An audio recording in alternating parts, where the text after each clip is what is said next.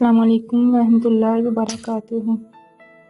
پرانے زمانے کی بات ہے، ایک ملک پر سکین بادشاہ حکومت کرتا تھا۔ وہ رعایا پر طرح طرح کے ٹیکس ادا کرتا اور ٹیکس کے پیسے دوسرے ممالک میں جا کر فضول میں ضائع کرتا۔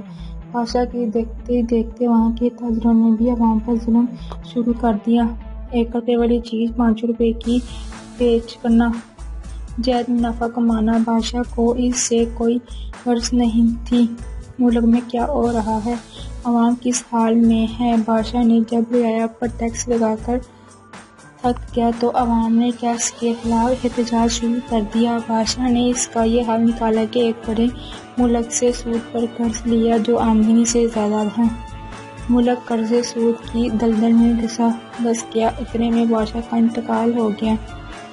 بادشاہ کے انتقال کے بعد اس کا بیٹا بادشاہ بنا جو نیک، صالح اور ایماندار تھا۔ وہ اپنی رعایا کو خوشحال دیکھنا چاہتا تھا۔ اس نے غریبوں پر ٹیکس کم کر دیے اور امیر لوگوں پر ٹیکس لگا دیا تاکہ ملک کا قرضہ اتر سکے۔ لیکن تاجروں نے ٹیکس دینے کے بجائے چیزیں مہنگی کر دی اور طرح طرح کے جتن کرنے لگے۔ یہ کس طرح کا بادشاہ کی حکومت ٹھیک نہ چلی۔ جب بادشاہ کو خبر ہوئی تو تاجر عوام سے چیزوں کی زیادہ قیمت وصول کر رہے ہیں اور مہنگائی میں اضافہ ہو رہا ہے تو بادشاہ کے ذہن میں ایک ترکیب آئی۔ اس نے اپنے وزیر کو پہاڑی کے روپ میں بازار بھیجا کہ جاؤ بازار سے ایک مٹکا خرید کر لاؤ اور پورے مارکیٹ سے قیمت کی جان پہچان کرنا کہ پتہ چلے کہ کون کون تاجر عوام کو لوٹ رہا ہے۔ وزیر ایک دکان پر گیا، مٹکے کی قیمت معلوم کی تو 2 دکانداروں نے 4 روپے بتائی۔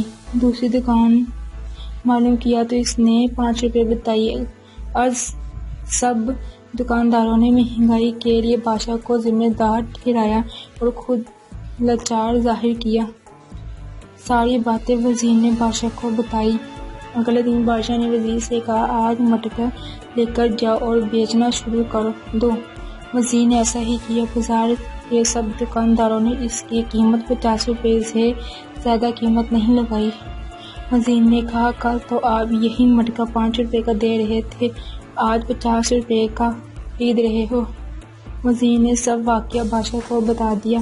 بادشاہ نے اس تاجر کو سخت سزا دی جو عوام کا خون چوس رہے تھے۔